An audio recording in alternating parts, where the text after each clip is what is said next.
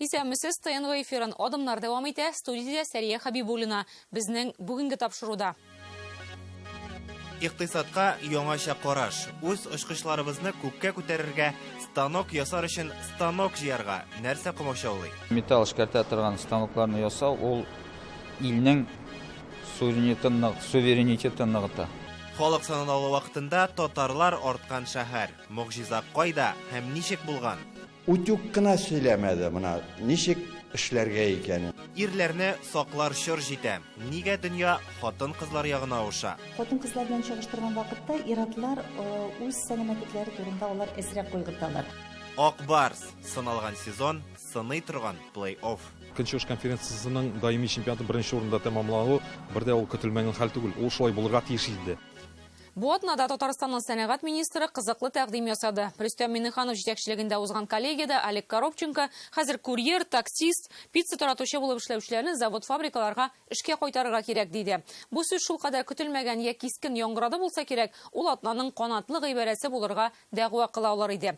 Вице-премьер фикеренең асылында нәрсә тора? Эш шунда ки, безнең ил бер елдан артык яңа икътисади шартларда яши. Узган елның сентябрьдән генә республиканың оборона сәнәгать комплексына 5000 кешене эшкә алганнар. 4000 кирәк әле.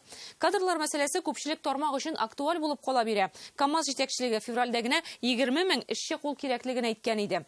Яңа шартларда сәнәгать икътисадның төп өлешенә әйләнде. Хәзер аның ул 60% алып тора. Республика алдында зур бурыч куелган. Ел ахырына кадәр 100 вертолет җыю, 50000 йөк машинасы чыгару, 10000 җиңел машина җитештерү. Җитештерү комплексларын бер урында туплау һәм моңарчы читтән алынган компонентларны үзебезнекенә алыштыру. Булай дигәндә станоклар җитмәү мәсьәләсен беренче чиратта хәл итәргә туры киләчәк. Шунсыз импортка бәйлелектән котылу шикле. Әлегә мөмкинлекләр турында Гөлназ Сәйфетдинова.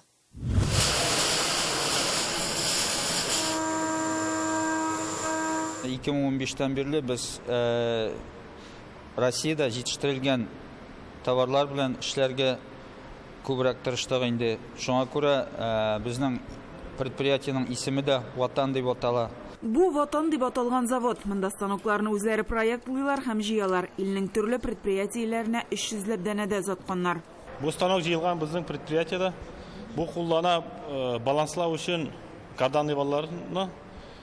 Бу көндә инде бу станок бик куллана автосервислар, заводларны бик каты куллана. Металл эшкәртә торган үзәкләрдә безнең Россиядә җитештерелгән шимал кулланыла. Без ул шималны металлургия заводларыннан алабыз. Шушы токарный металл эшкәртү үзәге, фрезерный металл эшкәртү үзәге, шунда үзебезгә кирәкле җиһазлар ясыйбыз. Хәзерге вакытта шите техникасы кулланыла, аннан башка әле хәрге вакытта булмый. Гади станоклар җыю өчен кирәкле җайланмаларны чит илдән кертелгән металл эшкәртү станокларында эшлиләр. Аларны үзебездә җитештерү максаты тора да. Станоклар ясау мәсьәләсе Татарстан өчен бик мөһим. Аны республика рәисе җитәкчелегендә узган сәнәгать министрлыгы коллегиясендә дә күтәрделәр. Многие предприятия сохраняют критическую зависимость от импортного оборудования. Күп предприятиеләрдә импортка бәйлелек көчле әле. Шуңа без Татарстанда станоклар төзү өчен җайга салырга булдык. Быел 30 станок җыярга планлаштырабыз. 2025 елга модельләрен арттырырбыз дип торабыз. Моның өчен инженеринг үзәге ачарга кирәк. Бу юнәлештә максатчан эш бара инде. Сәнәгать һәм сәүдә министрлыгы ихтыяры белән инде Татпромстан оешмасы ясалды. Менә безнең алда планнар бик күп инде. Ул һәр төрле станокның йөрәге булган шпинделләр җитештерү максаты куйдык үзебезгә. Любой менә металл эшкәртә торган станокларны ясау ул илнең суверенитетын ныгыта. Бәйсезлек алып килә. Бүтән илләрдән бәйле булмыйбыз һәм икенче яктан инде үзебезнең илдә кала барлык финансларда. Тагын бер перспективалы юнәлеш пилотсыз җиһазларны үзебездә ясау. Моның өчен Иннополис базасында фәнни тикшеренү үзәге булдырырга җыйналар. Преимущество данного беспилотного летательного аппарата в том, что он совершает взлет как квадрокоптер, дальше переходит в самолетный режим, да? И также совершает посадку как квадрокоптер, то есть вертикально вниз. Татарстан өчен бу ят тармак түгел, югары уку йортларында шундый эшләнмәләрне дистә еллар уйлап табалар һәм җыялар, ләкин алар сәнәгатькә кирәк дәрәҗәдә җитештерелми генә. Яшь галим Илфир Абдуллин шундый очкыч аппаратларны очыра. корпус изготовлен. Корпус Россиядә җитештерелгән материаллардан ясалды. Электроника белән бәйле комплектлары чит илдән инде. Өстенлегенә килсәк, ул теләсә кайсы җирлектән очып китә ала. Таудан да, машина өслегеннән дә, урман эче булсынмы, корабльмы, аның өчен зур мәйданнар кирәкми. Төп функциясе видео күзәтү. Бер аппаратны ясау өчен 2-3 ел кирәк. Заказ алынганнан алып, идеяны тормышка ашыруга кадәр әле 1 ел сынысы бар. Предприятиеләр заказы буенча 5 аппарат эшләгәннәр. Юк диярлек. Һәр заказ өчен галимнәр айрым проект ясый, ә җайга салу өчен дәүләт ярдәме кирәк. Должна большая программа быть. Мондый эшләнмәләргә булышлык өчен зур дәүләт программасы булырга тиеш. Бизнес бит һәр вакыт үз акчасын кертергә теләми. Әгәр дәүләт бизнес һәм сәнәгатьне мотивацияләсә, бу эштә нәтиҗә булыр иде. Россиядә пилотсыз авиасистемаларын үстерү мәсьәләләре буенча быел федераль дәрәҗәдә комиссия булдырылды. Ул кадрлар әзерләү җитештерүне җайга салуны күздә тота. Сәнәгатьтә технологик бәйсезлеккә ирешү өчен өстенлекле 13 тармак билгеләнгән. Шуларның күбесе буенча Татарстанда җитештерү мөмкинлеге һәм фәнни компетенцияләр бар. Әмма импортны алыштырам дисәң, теләк белән идеяның җитештерүгә кадәр барып җитүе кирәк. Әлегә идеяләр галимнәрдә һәм вузларда кала. Хәзер безгә бер кем берәрсе сатмый. Кирәкне әйберне сатмыйлар. Хәзер кирәк үзләре эшләргә. Аны ничек башларга бар? Бер көндә ул булмый. Хәзер икенче хөкүмәтләр белән эшләйбез. Китай белән, Индия белән. Машина төзелешендә узган ел 850 миллиард сумлык продукция җитештерелгән. Моңарчы чит илдән кертелгән кайбер компонентларны Россиядә җитештерә башлау КАМАЗның импортка бәйлелеген киметкән. Хәтта өр-яңа К5 машинасы буенча да. КАМАЗ бүгенге көндә үз вәгъдәсен үтәде дип уйлыйм. Безнең К5 поколение КАМАЗлары бүгенге көндә бөтен объемда чыгат. Айның планы 500 машина, көн сайын бер сменага 20 машина ясап барабыз. Функциональ потерялар безнең бик булмады, но күп детальләр безнең алышынды, кабина буенча детальләр алышынды. Шуннан рам буенча да детальләр алышынды безнең. Общий объемда караганда безнең КАМАЗның рәвешләре һәм эшитергән эшләре үзгәрмәде. Работа была проведена в рамках модельного ряда К5. Мы не только восстановили, даже улучшили многие параметры. Ну и, конечно же, очень важно КАМАЗу продолжить работу по локализации производства. Быел планда 50 мең йөк машинасы, 10 мең җиңел автомобиль, 100 вертолет җитештерү. Машина төзелешендә генә түгел, башка тармакларда да күрсәткечләрне арттыру бурычы тора. Җитештерүне баштан алып, ахырына кадәр бер урында алып бару мәсьәләләре хәл ителергә тиеш. Өстенлекле юнәлешләрдән яңа базарлар табу, экспортны арттыру һәм ышанычлы логистик маршрутларны үстерү. Гөлнар Сайфетдинова, Алия Хайретдинова, Алмаз Зияддинов, Рәмзил Гарипов, Игорь Романов. Адымнар. Иктисад тармакларында эшләүчеләрнең күп өлеше ир-егетләр. Ил буенча аларның уртача яше 49, эшләүче хатын-кызларныкы 44 тирәсе. Демографлар 12-14 елдан Россиядә ир-атларның саны кимәячәк дигән фаразын җиткерә. Моны халык исәбен алуда күрсәткән. Шушы фактны исәпкә алып, Россиядә ир-атларның мәнфәгатен кайгырту буенча ил күләм стратегия барлыкка килергә мөмкин. Хәзер белгечләр арасында шундый фикер алышулар бара. Хатын-кызларга кагылышлы шундый документ илдә күптән түгел генә кабул ителгән иде. Җан исәп мәгълүматы буенча Татарстанның күпчелек районнарында хатын-кызлар сон ягыннан күбрәк булып чыккан. Рани Абдрахманова ни өчен дигән сорауга җавап эзләде һәм дистәгә якын сәбәпне тапты. Сакына килде бугаю хатыннар заманасы, бөтенесе безнең кулда эше бала чагасы. Безнең авылда 134 кеше яши, даими яши инде. Шуның 72 хатын-кыз, 62 ир-ат була. Яш арткан барган саен хатын-кызларның күбрәк була инде. Ир кешеләр хатын-кызга караганда азрак яши. Хәзерге заманда инде җегет кешегә 70 төрле һөнәр дигән сүз ул уже хатын-кызга да актуаль булып тора инде. Буа районының Нурлат авылы. Мондагы хуҗалыкта Гөлнас Әмирханова ат карый. Әйе, ир-ат эшендә хатын-кыз. Тимиләр үзеңә күнеккәннәр ала безгә. Эшчән кычкыралар каршы киләләр җаныбызга. Сыйпыбыз да, яратабыз да. Фирмада эшләр 16 кеше. Ну шуннан инде как хатыннар күбрәк инде ирләргә караганда. Буа гадәттә ирләр эшли торган вазифаларда хатын-кызлар булуы белән аерылып торган район. Комбайнчы хатын-кызлары бөтен республикага билгеле. Уракка ирле-хатынлы гаиләләре белән чыгалар. Аның обязанностьлары килгәч комбайнны чиста тотырга, майларга, кирәк вакытта булышырга, запчастлар кирәк булса, складка кайтып келерге. Республиканың күпчелек районнарындагы кебек, Буа районында да халык саны елдан-ел кими. 2022 ел күрсәткечләре буенча биредә 39957 кеше теркәлгән. Һәм шуларның 47% иратлар. Яңа туган балалар статистикасы да кызларның күбрәк булуын күрсәтә. Әйтик, былтыр дөньяга килгән 192 баланың 94-е малайлар, 98-е кызлар. Кайбыч авылы мәктәбендә 38 бала укый, 17-се ир бала, 21-е кызлар. Биредә 9 хатын-кыз укытучыга нибары бер ир-ат мөгаллим. Совет вакытындагы популяр җыр бер кырыйда торсын. Потому что на 10 девчонок по статистике 9 ребят. Район буенча да шундый ук хәл. Безнең 4673 бала тәрбияләнә. Шуларның 2381-е егетләр, 2292-се кызлар. Шулай булгач, безнең егетләребез күбрәк. Если мы посмотрим на статистику численности мужчин и женщин, Әгәр дә ир-ат һәм хатын-кызлар санын карасак, ир-атлар демографиясе куркыныч астында икәнне күрергә мөмкин. Ә бит илнең территория иминлеге, дәүләтнең куркынычсызлыгын ирләр тәэмин итә. Өстәвенә туучылар санына аларның да йогынтысы бар. Статистика буенча 2022 елда Россия халкының 46,5%-ын ир-атлар тәшкил итә. Шул ук вакытта ир-атлар һәм хатын-кызларның уртача гомер озынлыгы төрле елларда төрлечә. 21 гасырдагы иң зур аерма 2004 елда теркәлгән. Ул 13 ел ярым тирәсе була. Иң кечкенә аерма 2021 елда 9 ел. Ягъни 2 ел элек кенә әле Россиядә ир-атлар уртача 65 яшькә кадәр, ә хатын-кызлар 75 яшькә кадәр яшәгән. Гомуми билгеле факт, ир-атлар хатын-кызларга караганда азрак яши. Малай бәбиләрнең карында вакытта ук күбрәк үлүләреннән башлап, бабайларның әбиләргә караганда иртәрәк вафат булуына кадәр.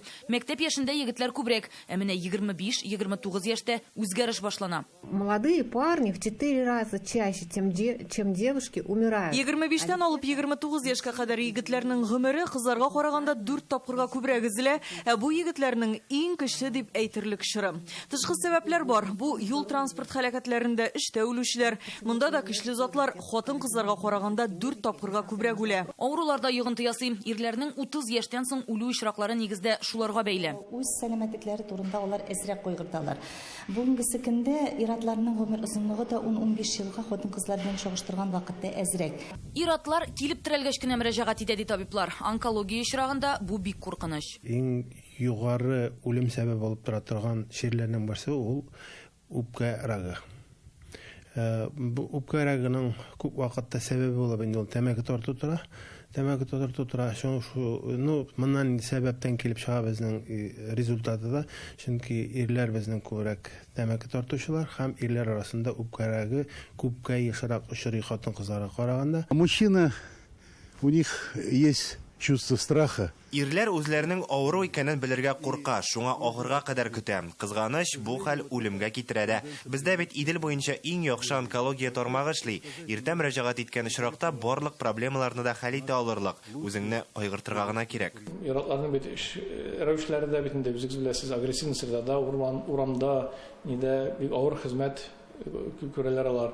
Хатын-кызлар ничек барыбер теге физик нагрузкалар әзрәгендә. Кешенең никадәр белемле булуы да гомер озынлыгына тәэсир ясый. Укыган үз-үзен кайгырта. Мужчина не сам по себе. Ирләр булай да үз сәламәтлеген кайгыртмый торган халык, әмма белемгә, укырга омтылучы кешеләр озаграк яши дә, сәламәтлегенә игътибарлырак та карый. Шундый күзәтү бар. В обществе принято Җәмгыятьтә ирләрне көчле җинес дип санарга күнегелгән, ә аларның демография характеристикасына карасак, аларның көчсез җинес булуын күрергә мөмкин. Һәм ир-атны саклау, кайгырту нәкъ менә хатын-кыз җилкәсендә тора. Шуңа Россиядә ирләр мәнфәгатен кайгырту буенча илкүләм стратегия кабул итәргә җыеналарда. Хатын-кызларга кагыла торганы бар инде. Бу ирләрне саклау мөмкинлеге бирәчәк дип белгечләр. Ул диспансеризациягә дә кагылачак, чөнки анда килүчеләрнең һәр 5-нчесе генә ир-ат. Промышленная диспансеризация дип, чөнки менә кем ниләрдә, заводларда, фабрикаларда эшли, анда уздырыла читтән килгән дәүләт хастаханәләр булмаган организациялар белән медосмотрлар, ул медосмотр уздырыла, урысча әйткәндә для галочки, кызганычка каршы. Менә бу елдан һәрбер промышленность предприятиеләр дәүләт хастаханәләрендә диспансеризация үтәчәк. Галимнәр 15 елдан илдә малайлар күбрәк туа башларга тиеш дип фаразлый. 2040-та ул иң югары күрсәткечкә җитәчәк. Шулай булгач 20-25 елдан көндез шәм яндырып кәләшләр эзләргә туры килмәгәе. Рания Абдрахманова, Ләйсән Сәитова, Данил Филатов, Адымнар. Adımlarına devam итәбез. Безнең иҗат төркеме 2 ай буена Россиянең төрле төбәкләренә барып, халык санын алу нәтиҗәләрен анализлады. Моңарчыбыз татарлары 100 меңнән кимегән якларда булып кайтсак, бу атнада милләттәшләребезнең саны 8%-ка арткан Магнитогорский шәһәренә юл тоттык. 10 ел элек монда 20,433 татар булса, хәзер 22,151-гә җиткән. Гаҗәп бит. Бөтен Россия буйлап татарлар кимегәндә, алар ничек арта алгансың? Фәйрүзә Мәҗитова шуны аңларга тырышты. Чиләбе өлкәсенең Магнитогорск шәһәре. Бүген монда 23 меңгә якын татар яши. Һәм алар бу җирләрне ата-бабаларыбыз җире дип горурланып әйтә. Әйе, бу шәһәргә 30нчы еллар ахырында нигез салынган. Һәм аны ул елларда репрессияләнеп сөргенгә озатылган халык төзегән. Алар асылда татарлар була. Һәм бүген монда яшәүче милләттәшләребез алар буыны. Һәм алар Магнитогорскны татарлар төзеткән шәһәр дип горурланып яшәүчеләр. Магнитогорск Көньяк Уралның зур шәһәрләренең берсе, металлургия комбинаты үзәге. Әлеге сәнәгать комплексы дөньяга билгеле. Бүген монда 410 мең кеше яши, 22 меңнән артыгы татарлар. Соңгы җанисәп нәтиҗәсе буенча милләттәшләребез 8,3%-ка арткан. Ил төбәкләрендә татарлар кимегән мәлдә Магнитогорскида арту сәбәпләре безне кызыксындырды да. Һәркайчы активист инде бу эш белән шөгыльләнде. Шелтәрләр аркылы, телефоннарда кемнең группалары бар. Бөтен концертлар, фестивальләр үткәргәндә без бөтен халык, үзебезнең халыкка аңлатып бардык. Ничек язылырга, ничек әйтергә, дөресен әйткәндә, мона утюг кына сөйләмәде, мона ничек эшләргә икәнен. Җанисәпкә әзерлекне 10 ел элек үк башлаганнар. Шул чакта Магнитогорскига татарлар нигез салуын ачыклыйлар. Бу әлбәттә тарихтан халык аңына салынган комсомоллар, коммунистлар төзелеше генә дигән тәгълиматны инкар итү була. Аны исбатлый алганнар. Тарихчы, туган якны өйрәнүче Салават Әхмәтҗанов дәүләт архивларыннан дәлилләр эзләп таба. Татарлык феноменын исбатлау буенча махсус оешкан эшче төркем шөгыльләнә. 4 китап чыгарганнар. 10 лет назад начал этим заниматься. Бу мәсьәлә белән мин 10 ел элек шөгыльләнә башладым. Магнитогорский турында бик күп китаплар, мәкаләләр язылган. Аларны укып чыккач та мин ниндидер әйтелеп бетмәгән күләгәдә калган хакыйкать барлыгын аңладым.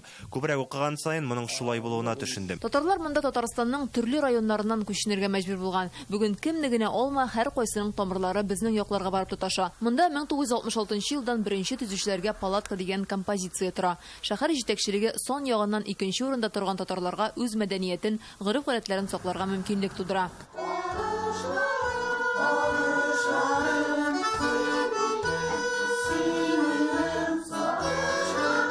Шәһәрнең халыклар дуслыгы йортында татар мәдәнияте үзәге эшли. Монда 8 татар ансамбле бар. Балалар да, өлкәннәр дә монда күңел кушуы буенча йөри. Без пенсияда булгач, вакыт күп.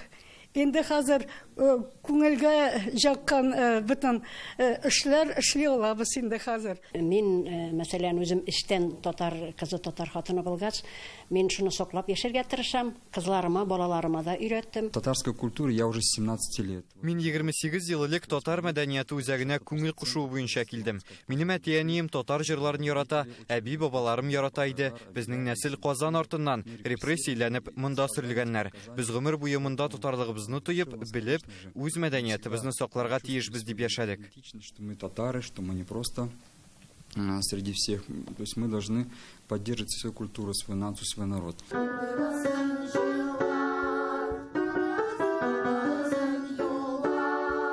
Үзләренең татар икәнен балалар да, яшьләр дә белә, ләкин алар арасында туган телне белүчеләр сирәк. Минем бабам Бакиров Рафаил Муланур улы, танылган композитор, ул миңа зур үрнәк.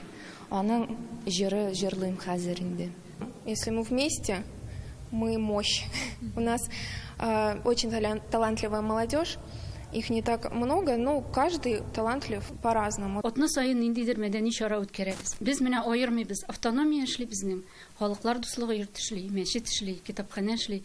Без менә бу синең эш, бу минем эш дип әйтмибез. Шуның өчен дә безнең татарлар саны күбәйгәндер дип уйлыйм. Юк, не, яна. Татар мәдәнияте үзәгендә якшәмбе көнне балалар һәм өлкәннәр өчен татар теле дәресләре уздырыла. Кровь родная зовет. Татарча сөйләшәсе килә, сөйләшергә кеше юк. Әтиәниләр мәрхүм. Шуңа күрә мин оныгымны алдым да, монда татар теле курсларына килдем. На ночь говорим это тынычекы, хайрле иртә по телефону. Как бы вот к родному языку тянет.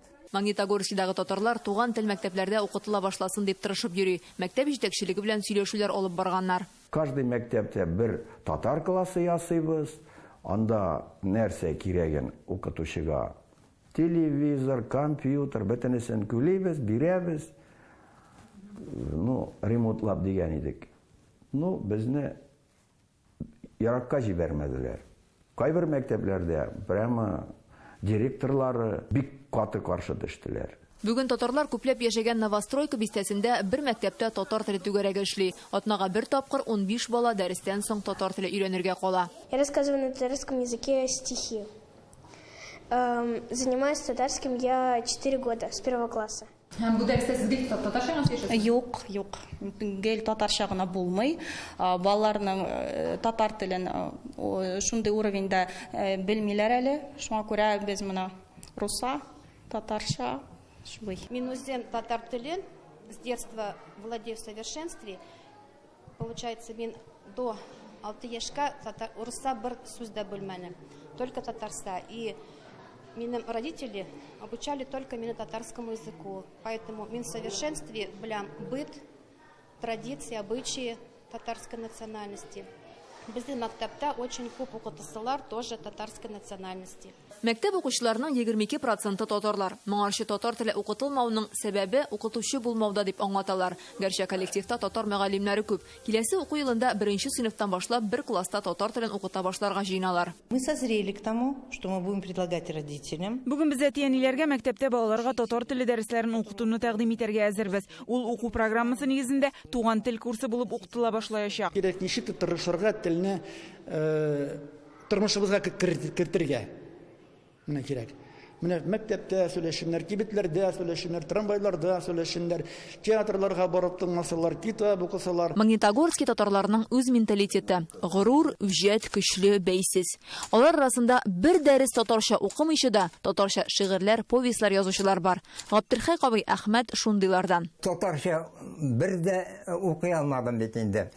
Татарча мин өйрәнә башладым дигән күп телем ачыла башлады. Бер 40-50 яшьләрдә генә.